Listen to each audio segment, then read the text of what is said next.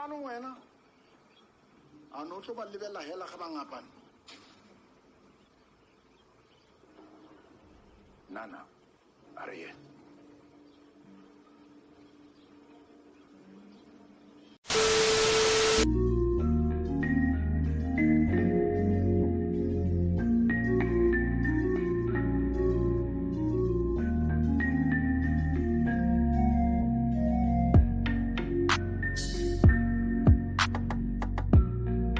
Hello everyone, welcome back to ASR, African Stories Realized.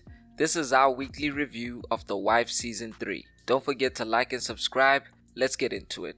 Episode 19 picks up in the aftermath of the Zulu brothers' failed diamond heist. Nkoki has been taken captive and is being transported by some goons. When they reach a checkpoint set up by Detective Baloyi, Nkoki is able to escape. He returns to the Zulu home where the whole family was worried sick about him. Back in Rustenburg, Naledi's sex tape scandal is being felt throughout the kingdom, with even the chief's right-hand man questioning Naledi's ability to lead after the scandal. The chief and his council decide to throw a celebration in an attempt to distract the kingdom from Naledi's scandal. They hold a press conference to announce the development, where one of the reporters bravely asks about the sex tape scandal, with Naledi standing up for herself and delivering a masterclass.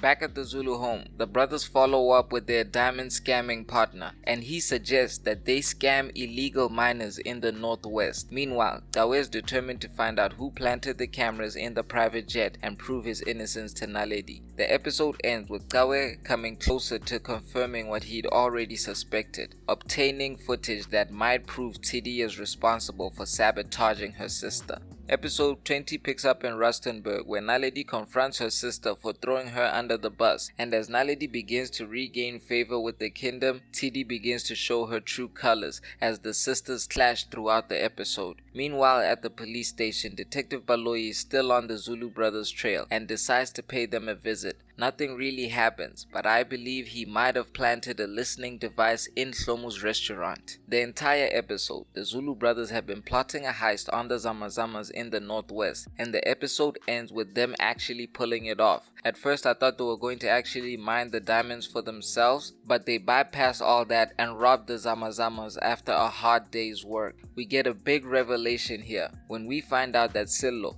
Tidi's husband, is the boss of the Zamazama operation that the Zulu brothers robbed. Episode 21 picks up in the northwest with Sillo interrogating his Zamazamas to find out who was the inside man responsible for their diamonds getting stolen. At the royal palace, Naledi has now regained her confidence and decides to return to Joburg. Her father, the chief, is not pleased and once again sends Tidi to go after Naledi and bring her back for good. Tidi returns to Joburg, where she finds that Qhawe and Naledi have reconciled. It is here where Qhawe seemingly becomes certain that Tidi is responsible for him and Naledi's recent hardships, but he keeps it to himself, only confiding in Mcele, who advises him to keep it that way till they can find out what Tidi is up to. Back in the northwest, the chief arrives to interrogate the Zamazamas that were robbed by the Zulu brothers. At this point, I'm not sure if any of the men being interrogated was the inside man. I suspect that maybe Sillo was the inside man, not that he's aware of the Zulu brothers' involvement.